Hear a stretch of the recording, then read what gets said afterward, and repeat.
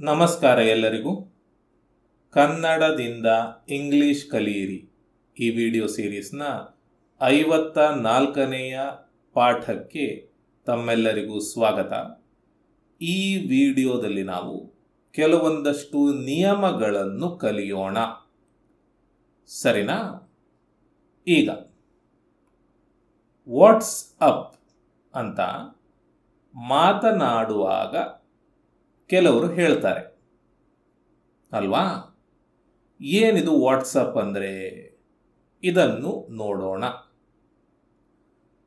ಈಗ ಒಬ್ಬರು ಇನ್ನೊಬ್ಬರನ್ನು ಭೇಟಿಯಾದಾಗ ಹೌ ಆರ್ ಯು ಡೂಯಿಂಗ್ ಅಂದರೆ ನೀವು ಹೇಗಿದ್ದೀರಿ ಅಂತ ಕೇಳುವುದು ಸಹಜ ಅಲ್ವಾ? ವಾಟ್ ಆರ್ ಯು ಡೂಯಿಂಗ್ ಅಂದರೆ ನೀವು ಏನು ಮಾಡುತ್ತಿದ್ದೀರಿ ಅಂತ ಕೇಳುವುದು ಸಹಜ ಅಲ್ವಾ? ಹಾಗೆಯೇ ಈಗಿನ ಕಾಲದಲ್ಲಿ ವಾಟ್ಸ್ ಅಪ್ ಅಂತ ಕೇಳ್ತಾರೆ. ಇದರ ಅರ್ಥ ಈ ದಿನಗಳಲ್ಲಿ ನಿಮ್ಮ ಜೀವನದಲ್ಲಿ ಏನಾಗುತ್ತಿದೆ ಅಂತ. ಇತ್ತೀಚಿನ ದಿನಗಳಲ್ಲಿ ನಿಮ್ಮ ಜೀವನದಲ್ಲಿ ಹೊಸತು ಏನಾದರೂ ಆಗ್ತಾ ಇದೆಯಾ ಅಥವಾ ಏನಾಗ್ತಾ ಇದೆ ಅಂತ ಕೇಳುವುದು ಹೀಗೆ ವಾಟ್ಸ್ ಅಪ್ ಅಂತ, ಸರಿನಾ? ಈಗ ನಿಮ್ಮ ಹತ್ರ ಯಾರಾದರೂ ವಾಟ್ಸ್ ಅಪ್ ಅಂತ ಕೇಳಿದರೆ ನೀವು ನಾಟ್ ಮಚ್ ಅಂತ ಉತ್ತರ ಕೊಡಬಹುದು, ಪ್ರತ್ಯುತ್ತರ ಕೊಡಬಹುದು. ನಾಟ್ ಮಚ್ ಅಂದರೆ ಹೊಸದೇನು ಇಲ್ಲ ಅಂತ, ಮಾಮೂಲಿ ಅಂತ, ಸರಿನಾ? ಅಥವಾ ಸೇಮ್ ಓಲ್ಡ್ ಅಂತ ಹೇಳಬಹುದು, ಅಂದರೆ ಅದೇ ಹಳೆಯದು, ಅಂದರೆ ಹೊಸದೇನು ಇಲ್ಲ, ಅಂದರೆ ಎಂದಿನಂತೆ ನಡೆಯುತ್ತಿದೆ ಅಂತ ಅರ್ಥ ಬರ್ತದೆ. ಅಥವಾ ವಿಷಯ ಏನಾದರೂ ಇದ್ದರೆ ಅದನ್ನು ಹೇಳಬಹುದು. I just got a new job ಅಂದರೆ ನನಗೆ ಈಗಷ್ಟೇ ಹೊಸ ಕೆಲಸ ಸಿಕ್ಕಿದೆ ಅಂತ, ಸರಿನಾ? ಸೊ ಯಾರಾದರೂ ನಿಮ್ಮ ಹತ್ರ ವಾಟ್ಸ್ ಅಪ್ ಅಂತ ಕೇಳಿದರೆ ನೀವು ಈ ರೀತಿ ಉತ್ತರವನ್ನು ಅಥವಾ ಪ್ರತ್ಯುತ್ತರವನ್ನು ಕೊಡಬಹುದು. ಆಯ್ತಾ? ಈಗ ಒಂದು ಸಣ್ಣ ಸಂಭಾಷಣೆಯನ್ನು ನೋಡೋಣ. ಒಬ್ಬಳು ಹುಡುಗಿ ಮತ್ತೆ ಒಬ್ಬ ಹುಡುಗನ ನಡುವೆ. Hi, how is it going ಅಂದರೆ ಹಾಯ್, ಹೇಗೆ ನಡೆಯುತ್ತಿದೆ ಅಂತ. ಹೇಗೆ ನಡೆಯುತ್ತಿದೆ ಅಂದರೆ ಹೇಗೆ ಜೀವನ ನಡೆಯುತ್ತಿದೆ, ಹೇಗಿದ್ದೀ, ಏನು ಮಾಡ್ತಾ ಇದ್ದೀ ಅಂತ. ಇದನ್ನು ಹೌ ಈಸ್ ಇಟ್ ಗೋಯಿಂಗ್ ಅಂತ ಹೇಳ್ತೇವೆ, ಆಯ್ತಾ? ಇದಕ್ಕೆ ಪ್ರತ್ಯುತ್ತರ good, how are you doing, ಚೆನ್ನಾಗಿದ್ದೇನೆ, ನೀವು ಹೇಗಿದ್ದೀರಿ ಅಂತ. ಹಾಯ್, ಹೇಗೆ ನಡೆಯುತ್ತಿದೆ, ಚೆನ್ನಾಗಿದ್ದೀನಿ, ನೀವು ಹೇಗಿದ್ದೀರಿ, how are you doing, not bad, ಪರವಾಗಿಲ್ಲ, ನಾಟ್ ಬ್ಯಾಡ್. ಸೊ ವಾಟ್ಸಪ್ ಅಂದರೆ ಈ ದಿನಗಳಲ್ಲಿ ನಿಮ್ಮ ಜೀವನದಲ್ಲಿ ಏನಾಗುತ್ತಿದೆ ಅಂತ, ಅದು ಅರ್ಥ ಆಯ್ತಾ? ಅದಕ್ಕೆ ನಾಟ್ ಮಚ್, ಹೊಸದೇನೂ ಇಲ್ಲ, ಹೌ ಅಬೌಟ್ ಯು, ಮತ್ತೆ ನೀವು ಅಂತ. ಅಂದರೆ ಹೌ ಅಬೌಟ್ ಯು ಬಳಸಿ ನಿಮ್ಮ ಜೀವನದಲ್ಲಿ ಏನಾಗ್ತಾ ಇದೆ ಅಂತ ಕೇಳ್ತಾ ಇದ್ದೇವೆ ಇವ್ರ ಹತ್ರ, ಅಥವಾ ಇವನು ಇವಳ ಹತ್ತಿರ ಕೇಳ್ತಾ ಇದ್ದಾನೆ. ಯಾರಾದರೂ ನಿಮ್ಮ ಹತ್ರ ಸೊ ವಾಟ್ಸ್ ಅಪ್ ಅಂತ ಕೇಳಿದರೆ ನೀವು ನಾಟ್ ಮಚ್ ಅಂತ ಹೇಳಿ ಹೌ ಅಬೌಟ್ ಯು ಅಂತ ಕೇಳಬೇಕು. ಈಗ ಯಾರಾದರೂ ನಿಮ್ಮ ಹತ್ರ ಹೇಗಿದ್ದೀರಿ ಅಂತ ಕೇಳಿದಾಗ ನಾನು ಚೆನ್ನಾಗಿದ್ದೇನೆ, ನೀವು ಹೇಗಿದ್ದೀರಿ ಅಂತ ಕೇಳ್ತೀರಿ ಅಲ್ವಾ? ನೀವು ಹೇಗಿದ್ದೀರಿ ಅಂತ ಕೇಳಲಿಕ್ಕೆ ಹೌ ಅಬೌಟ್ ಯು ಅಂತ ಹೇಳ್ತೇವೆ. ಮತ್ತೆ ನೀವು ಸೇಮ್ ಓಲ್ಡ್, ಅದೇ ಹಳೇದು, ಏನು ವಿಶೇಷ ಇಲ್ಲ. ಹೌ ವಾಸ್ ಯುವರ್ ವೀಕೆಂಡ್, ನಿಮ್ಮ ವಾರಾಂತ್ಯ ಹೇಗಿತ್ತು? ಗ್ರೇಟ್, ಅದ್ಭುತವಾಗಿತ್ತು. We saw a movie. ನಾವು ಒಂದು ಸಿನಿಮಾ ನೋಡಿದೆವು. ಈ ರೀತಿ ಸರಿನಾ? ನೆಕ್ಸ್ಟ್, ಎವ್ರಿ ಒನ್ ಹಾಗೂ ಎವ್ರಿಬಡಿ ಅಂದರೆ ಎಲ್ಲರೂ, ಪ್ರತಿಯೊಬ್ಬರು ಅಂತ. ಇದನ್ನು ನಾವು ಇಂಗ್ಲಿಷ್ನಲ್ಲಿ ಸಿಂಗ್ಯುಲರ್ ಅಂದರೆ ಏಕವಚನ ಅಂತ ಲೆಕ್ಕಕ್ಕೆ ತಗೊಳ್ತೇವೆ. ಹಾಗೂ ಇದರ ಪ್ರಕಾರವೇ ವಾಕ್ಯಗಳನ್ನು ರಚಿಸುತ್ತೇವೆ. ಉದಾಹರಣೆಗೆ, ಎವ್ರಿ ಒನ್ ಈಸ್ ರೆಡಿ ಅಂದರೆ ಪ್ರತಿಯೊಬ್ಬರೂ ಸಿದ್ಧರಾಗಿ ಇದ್ದಾರೆ. ಎವ್ರಿ ಒನ್ ಅಂದರೆ ಪ್ರತಿಯೊಬ್ಬರು. ಈಸ್ ಬಂದಿದೆ, ಇದು ಸಿಂಗ್ಯುಲರ್ ಆದ್ರಿಂದ ಈಸ್ ಬಂದಿದೆ. ಎವ್ರಿ ಒನ್ ಅನ್ನುವಂಥದ್ದು ಪ್ಲೂರಲ್ ಆಗಿದ್ರೆ ಇದು ಆರ್ ಆಗ್ತಿತ್ತು. ಸಿಂಗ್ಯುಲರ್ ಸಬ್ಜೆಕ್ಟ್ನ ಜೊತೆ ಈಸ್ ಬಳಸುತ್ತೇವೆ, ಪ್ಲೂರಲ್ ಸಬ್ಜೆಕ್ಟ್ನ ಜೊತೆ ಆರ್ ಬಳಸುತ್ತೇವೆ ಅನ್ನೋದು ನಿಮಗೆ ಗೊತ್ತಿದೆ ಅಲ್ವಾ? ಇದು ಸಿಂಗ್ಯುಲರ್ ಸಬ್ಜೆಕ್ಟ್, ಹಾಗಾಗಿ ಈಸ್ ಬಂದಿದೆ. Next, every one is waiting outside. ಎಲ್ಲರೂ ಹೊರಗೆ ಕಾಯುತ್ತಾ ಇದ್ದಾರೆ. ಎಲ್ಲರೂ ಅಂದರೆ ಎವ್ರಿ ಒನ್. ಇದು ಸಿಂಗ್ಯುಲರ್ ಆದ್ರಿಂದ ಈಸ್ ಬಳಸಿದ್ದೇವೆ. ಇದು ಪ್ಲೂರಲ್ ಆಗಿದ್ರೆ ಎವ್ರಿ ಒನ್ ಆರ್ ಬರುತ್ತಿತ್ತು. ಆಯ್ತಾ? Every one wants a chance ಅಂದರೆ ಎಲ್ಲರಿಗೂ ಅವಕಾಶ ಬೇಕು. ಎವ್ರಿ ಒನ್ ವಾಂಟ್ಸ್ ಅಂದರೆ ಏನರ್ಥ? ಎವ್ರಿ ಒನ್ ಡಸ್ ವಾಂಟ್ ಅಂತ. ವಾಂಟ್ನ ಎಸ್ ರೂಪ ಇದು ಅಲ್ವಾ? ಎವ್ರಿ ಒನ್ ವಾಂಟ್ಸ್ ಅಂದರೆ ಎಲ್ಲರಿಗೂ ಬೇಕು. ಸರಿನಾ? ಸೊ ಎವ್ರಿ ಒನ್, ಎವ್ರಿಬಡಿ ಇದನ್ನು ಸಿಂಗ್ಯುಲರ್ ಅಂತ ಲೆಕ್ಕಕ್ಕೆ ತಗೊಳ್ತೇವೆ. ನೆಕ್ಸ್ಟ್, ಸಮ್ ಒನ್ ಅಂದರೆ ಯಾರೋ, ಯಾರೋ ಒಬ್ರು ಅಂತ. ಇದನ್ನು ನಾವು ಸಿಂಗ್ಯುಲರ್ ಅಂತ ಲೆಕ್ಕಕ್ಕೆ ತಗೊಳ್ತೇವೆ. ಸಮ್ ಒನ್ ವಾಸ್ ಕಾಲಿಂಗ್, ಯಾರೋ ಕರೆಯುತ್ತಾ ಇದ್ದರು. ಸಮ್ ಒನ್ ವಾಸ್, ಇಲ್ಲಿ ವಾಸ್ ಬಂತು ಅಲ್ವಾ? ಸಮ್ ಒನ್ ಏಕವಚನ ಆಗಿದ್ರಿಂದ ಇಲ್ಲಿ ವಾಸ್ ಬಂತು. ಸಮ್ ಒನ್ ಅನ್ನುವಂಥದ್ದು ಪ್ಲೂರಲ್ ಆಗಿದ್ರೆ ಇಲ್ಲಿ ವರ್ ಬರ್ತಾ ಇತ್ತು. WERE, ವೇರ್ ಅಥವಾ ವರ್ ಬರ್ತಾ ಇತ್ತು. ಸರಿ ಅಲ್ವಾ? Next, someone is knocking at the door. ಯಾರೋ ಬಾಗಿಲು ಬಡಿಯುತ್ತಿದ್ದಾರೆ. ಬಡಿಯುವುದಕ್ಕೆ ನಾಕ್ ಅಂತ ಹೇಳ್ತೇವೆ. ಸರಿನಾ? ಬಡಿಯುವುದಕ್ಕೆ ನಾಕ್. ಸಮ್ ಒನ್ ಅಂದರೆ ಯಾರೋ. ಸಮ್ ಒನ್ ಏಕವಚನ ಆಗಿದ್ರಿಂದ ಈಸ್ ಬಳಸಿದ್ದೇವೆ. ಸಮ್ ಒನ್ ಪ್ಲೂರಲ್ ಆಗಿದ್ರೆ ಆರ್ ಬಳಸಬೇಕಿತ್ತು. ಸರಿನಾ? Next, someone died yesterday in the accident. ನಿನ್ನೆ ಅಪಘಾತದಲ್ಲಿ ಯಾರೋ ಸಾವನ್ನಪ್ಪಿದರು. ಸಮ್ ಒನ್ ಡೈಡ್ ಅಂದರೆ ಸಮ್ ಒನ್ ಡಿಡ್ ಡೈ ಅಂದರೆ ಯಾರೋ ತೀರಿ ಹೋದರು ಅಂತ. ಸರಿನಾ? ಸಮ್ ಒನ್ ಅನ್ನು ಸಿಂಗ್ಯುಲರ್ ಅಂತ ತಗೊಳ್ತೇವೆ. ನೆಕ್ಸ್ಟ್, ನೋ ಒನ್ ಹಾಗೂ ನೋ ಬಡಿ ಅಂದರೆ ಯಾರೂ ಇಲ್ಲ ಅಂತ. ಇದನ್ನು ಕೂಡ ಸಿಂಗ್ಯುಲರ್ ಅಂತ ಲೆಕ್ಕಕ್ಕೆ ತಗೊಳ್ತೇವೆ. ಉದಾಹರಣೆಗೆ, ನೋ ಬಡಿ ನೋಸ್ ದಿ ಆನ್ಸರ್. ಇಲ್ಲಿ ನೀವು ಗಮನಿಸಬೇಕು, ನೋ ಬಡಿ ನೋಸ್ ಅಂದರೆ ಯಾರಿಗೂ ತಿಳಿದಿಲ್ಲ ಅಂತ ಅರ್ಥ. ನೋಡಿ, ನೋ ಬಡಿ ಅನ್ನುವಂಥದ್ದೇ ನಕಾರಾತ್ಮಕದ ಪದ. ನೋ ಬಡಿ ಅನ್ನುವಂಥದ್ದೇ ನಕಾರಾತ್ಮಕದ ಪದ. ಆಯ್ತಾ? ನೋ ಬಡಿ ಬಂದಾಗ ಇಲ್ಲಿ ನಕಾರಾತ್ಮಕದ ಡಸ್ ನಾಟ್ ಬರುವುದಿಲ್ಲ. ನೋಡಿ, ಕನ್ನಡದ ಪದಗಳನ್ನು ನೋಡಿ. ತಿಳಿದಿಲ್ಲ ಅಂತ ಬಂದಿದೆ ಅಲ್ವಾ? ತಿಳಿದಿಲ್ಲ ಅಂದ್ರೆ ಏನರ್ಥ? ನಕಾರಾತ್ಮಕ ಅಂತ. ನಕಾರಾತ್ಮಕಕ್ಕೆ ಡಸ್ ನಾಟ್ ನೋ ಅನ್ನುವುದು ಬರಬೇಕು. ನಾವು ಕಲಿತ ನಿಯಮಗಳ ಪ್ರಕಾರ, ಸ್ಟ್ರಕ್ಚರ್ಗಳ ಪ್ರಕಾರ ಅಲ್ವಾ? ಡಸ್ ನಾಟ್ ನೋ ಬರಲಿಲ್ಲ ಇಲ್ಲಿ, ಆದರೂ ಕನ್ನಡದಲ್ಲಿ ತಿಳಿದಿಲ್ಲ ಬಂದಿದೆಯಲ್ಲ.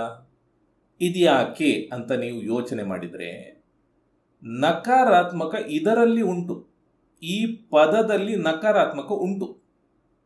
ಆಯ್ತಾ? ನೋಬಡಿ ನೋಸ್ ಅಂದ್ರೆ ಯಾರಿಗೂ ತಿಳಿದಿಲ್ಲ ಅಂತ ಅರ್ಥ. ನೋಬಡಿ ಅಂದ್ರೆ ಯಾರೂ ಇಲ್ಲ ಅಥವಾ ಯಾರಿಗೂ ಇಲ್ಲ ಅಂತ ಅರ್ಥ. ಯಾರು, ಯಾರಿಗೂ ಇಲ್ಲಿ ಬಂತು ಅಲ್ವಾ? ಇಲ್ಲಿ ಬಂತು. ಈ ಇಲ್ಲ ಎಲ್ಲಿ ಹೋಯ್ತು? ಇಲ್ಲ ಎಲ್ಲಿ ಹೋಯ್ತು? ಇಲ್ಲ ಇಲ್ಲಿ ಸೇರಿಕೊಳ್ತು. ಈ ಇಲ್ಲ ಪದ ಇಲ್ಲಿ ಸೇರಿಕೊಂಡಿತು. ಹಾಗಾಗಿ ಯಾರಿಗೂ ಇಲ್ಲ ಅನ್ನುವಂಥದ್ದು ನೋಬಡಿ. ಆಯ್ತಾ? ನೋಸ್ ಅಂದ್ರೆ ತಿಳಿದಿದೆ, ಆದರೆ ಇಲ್ಲದ ಜೊತೆ ಸೇರಿ ತಿಳಿದಿಲ್ಲ ಆಗಿದೆ. ಉತ್ತರ ಅಂದ್ರೆ ಆನ್ಸರ್. ಆಯ್ತಾ? ಇನ್ನೊಂದು ಉದಾಹರಣೆ, ನೋಬಡಿ ಈಸ್ ಟಾಕಿಂಗ್ ನೌ. ಈಗ ಯಾರೂ ಮಾತನಾಡುತ್ತಿಲ್ಲ. ಇಲ್ಲಿ ಮಾತನಾಡುತ್ತಿಲ್ಲ ನಕಾರಾತ್ಮಕ ಅಲ್ವಾ? ಆದರೆ ಇಂಗ್ಲಿಷ್ನ ವಾಕ್ಯ ನೋಡಿ, ಈಸ್ ಟಾಕಿಂಗ್ ಬಂದಿದೆ. ಏನ್ ಬರಬೇಕು? ಈಸ್ ನಾಟ್ ಟಾಕಿಂಗ್ ಬರಬೇಕು. ಮಾತನಾಡುತ್ತಾ ಇಲ್ಲ, ಈಸ್ ನಾಟ್ ಟಾಕಿಂಗ್ ಬರಬೇಕು. ಆದರೆ ನಾಟ್ ಬರಲಿಲ್ಲ ಅಲ್ಲ. ಆದರೆ ಕನ್ನಡದಲ್ಲಿ ಹೇಗೆ ಇಲ್ಲ ಬಂತು? ಇದನ್ನು ನೀವು ಯೋಚನೆ ಮಾಡ್ತಾ ಇದ್ರೆ ನೋಬಡಿಯನ್ನು ನೋಡಬೇಕು. ನೋಬಡಿ ಅಂದ್ರೆ ಯಾರೂ ಇಲ್ಲ ಅಂತ. ಈ ಯಾರೂ ಪದ ಇಲ್ಲಿ ಬಂದಿದೆ, ಇಲ್ಲ ಪದ ಇಲ್ಲಿ ಸೇರ್ಕೊಂಡಿದೆ. ಆಯ್ತಾ? ನೋಬಡಿ ಅನ್ನುವಂಥದ್ದೇ ನಕಾರಾತ್ಮಕ ಪದ. ಯಾರೂ ಇಲ್ಲ, ನೋಬಡಿ. ಈಸ್ ಟಾಕಿಂಗ್ ಮಾತನಾಡುತ್ತಾ, ನೌ ಅಂದ್ರೆ ಈಗ. ಸರಿನಾ? Next no one is laughing now. ಈಗ ಯಾರೂ ನಗುತ್ತಿಲ್ಲ. ನೋ ಒನ್ ಅಂದ್ರೆ ಯಾರೂ ಇಲ್ಲ. ಈಸ್ ಲಾಫಿಂಗ್ ಅಂದ್ರೆ ನಗುತ್ತಾ. ನೌ ಅಂದ್ರೆ ಈಗ. ಸರಿನಾ? ಸೊ ಇದು ಬಂದಾಗ ನಕಾರಾತ್ಮಕದ ಪದ ಬರುವುದಿಲ್ಲ ಅಂತ ನೆನಪಲ್ಲಿ ಇಟ್ಕೊಳ್ಳಿ. ಆಯ್ತಾ? ನೆಕ್ಸ್ಟ್, ಈ ಪದಗಳು ನಿಮಗೆ ಗೊತ್ತಿವೆ. ಈ ಪದಗಳು ನಿಮಗೆ ಗೊತ್ತಿವೆ ಅಲ್ವಾ? ಯಾವಾಗ ಈ ಪದಗಳನ್ನು ಬಳಸಬೇಕು, ಯಾವಾಗ ಈ ಪದಗಳನ್ನು ಬಳಸಬೇಕು ಅದನ್ನು ನೋಡೋಣ, ಕಲಿಯೋಣ. ಸರಿನಾ? ಈಗ ಇಲ್ಲಿ ಹಲವಾರು ವಾಕ್ಯಗಳು ಇದ್ದಾವೆ. ಇವುಗಳನ್ನು ರಚಿಸಲಿಕ್ಕೆ ನಿಮಗೆ ಗೊತ್ತಿದೆ. ಸರಿ ಅಲ್ವಾ? ಇದು ನನ್ನ ಪುಸ್ತಕ. This is my book. This ಅಂದ್ರೆ ಇದು, ಮೈ ಅಂದ್ರೆ ನನ್ನ, ಪುಸ್ತಕ ಅಂದ್ರೆ ಬುಕ್, ಆಗಿದೆ ಅಂದ್ರೆ ಈಸ್. ಆಗಿದೆ ಇಲ್ಲಿ ಇಲ್ಲ, ಆದರೆ ಈಸ್ ಅನ್ನು ಬಳಸುತ್ತೇವೆ ಅಲ್ವಾ? ಅದು ಅವನ ಕೈಗಡಿಯಾರ ಆಗಿತ್ತು. That was his watch. ಅದು ಅಂದ್ರೆ ದ್ಯಾಟ್, ಅವನ ಅಂದ್ರೆ ಹಿಸ್, ಕೈಗಡಿಯಾರ ಅಂದ್ರೆ ವಾಚ್, ಆಗಿತ್ತು ಅಂದ್ರೆ ವಾಸ್. ಇದೇ ರೀತಿ ಉಳಿದ ವಾಕ್ಯಗಳು. ಸರಿ ಅಲ್ವಾ? ಈಗ ಒಂದು ವಾಕ್ಯವನ್ನು ತಗೊಳ್ಳೋಣ. ಇದು ನನ್ನ ಪುಸ್ತಕ ಆಗಿದೆ ಅಂತ. This is my book. ಆಯ್ತಾ? ಇಲ್ಲಿ ಮೈ ಅಂದ್ರೆ ನನ್ನ, ಬುಕ್ ಅಂದ್ರೆ ಪುಸ್ತಕ. ಸರಿನಾ? ಈಗ ಯಾವಾಗ ಇದು ದಿಸ್ ಇದು ಪದದ ನಂತರ ಒಂದು ನಾಮಪದ ಬರುವುದಿಲ್ಲವೋ ಆವಾಗ ನಾಮಪದದ ಮೊದಲು ಈ ಗುಂಪಿನಿಂದ ಒಂದು ಪದವನ್ನು ಬಳಸುತ್ತೇವೆ. ಅಂದರೆ ಈಗ ನೋಡಿ, ಇದು ಅಂದರೆ ದಿಸ್ ಅಲ್ವಾ? ದಿಸ್ ಪದದ ನಂತರ ನಾಮಪದ ಇದೆಯಾ?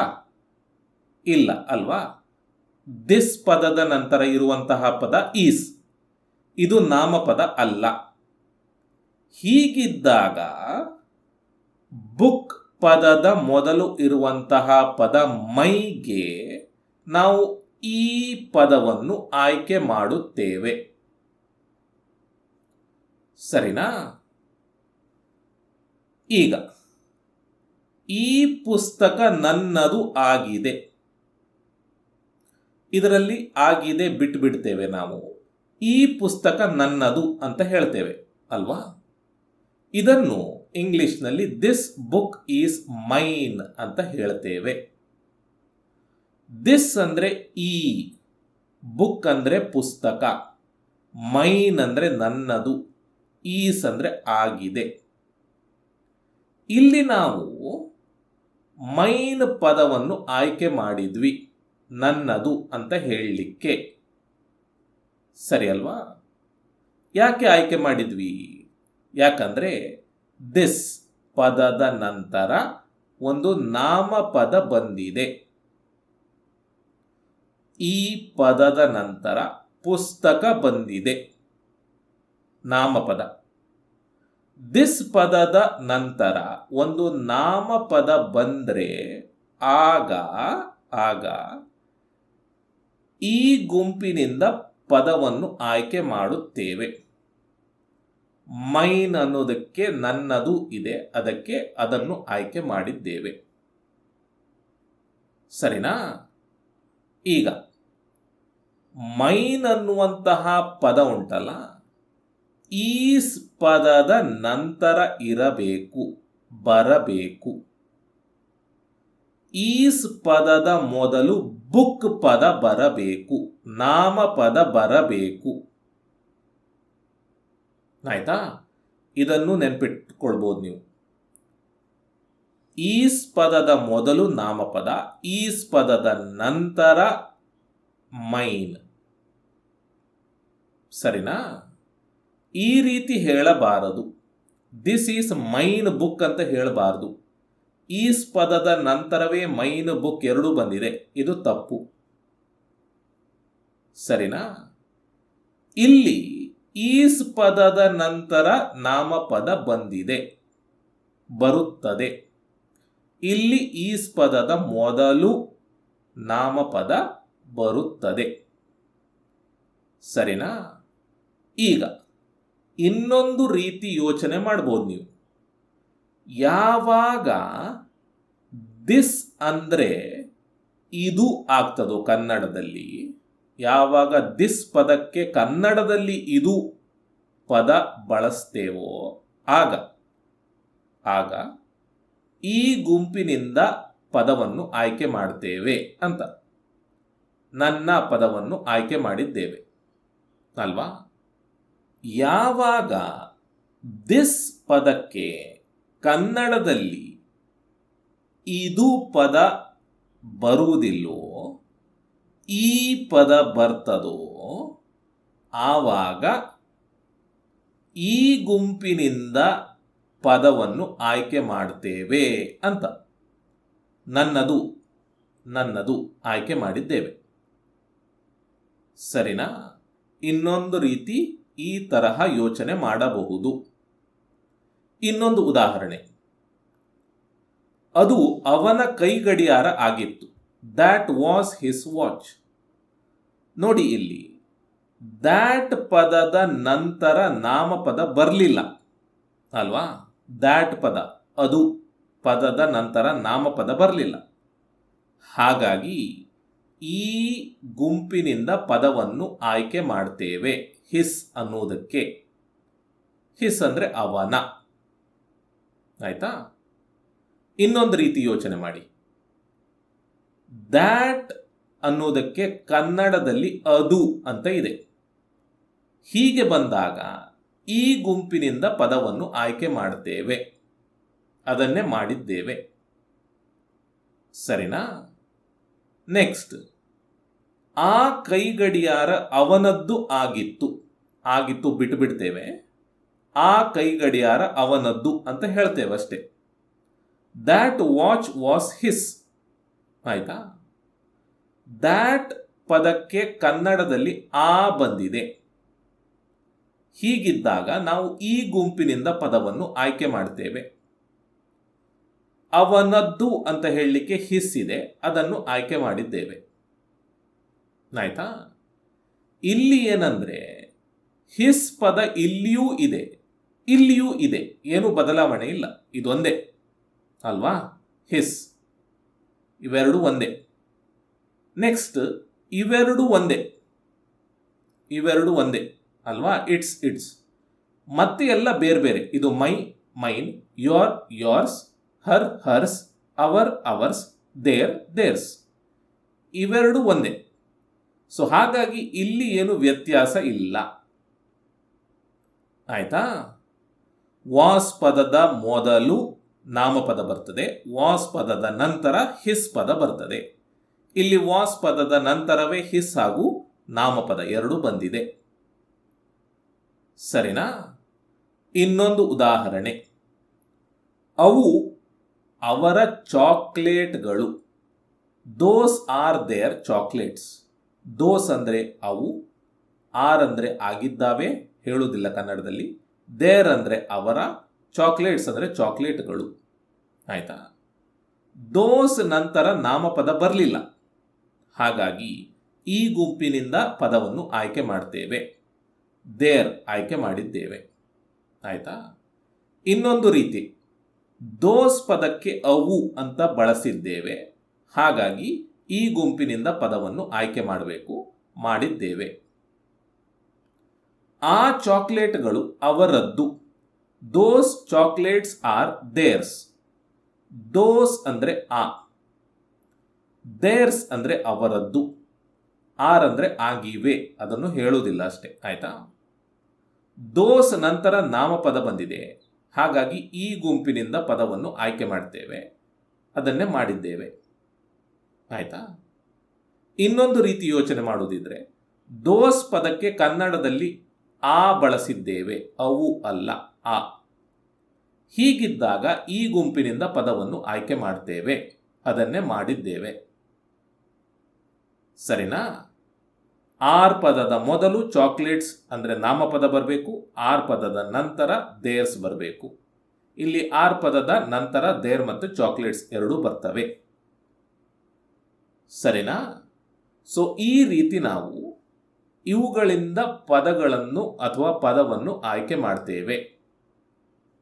ಸರಿನಾ?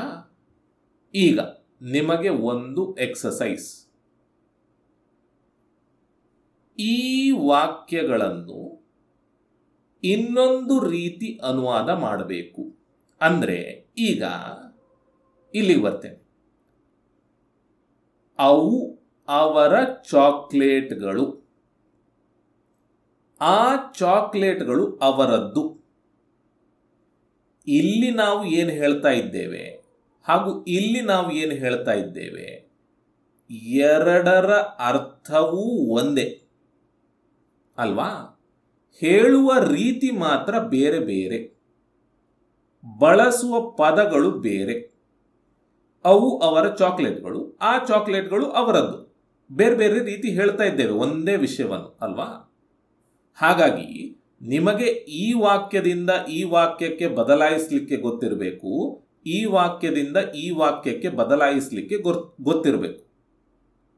ಅದೇ ನಿಮ್ಮ ಎಕ್ಸಸೈಸ್ ಇಲ್ಲಿ. ಈ ಎಲ್ಲ ವಾಕ್ಯಗಳನ್ನು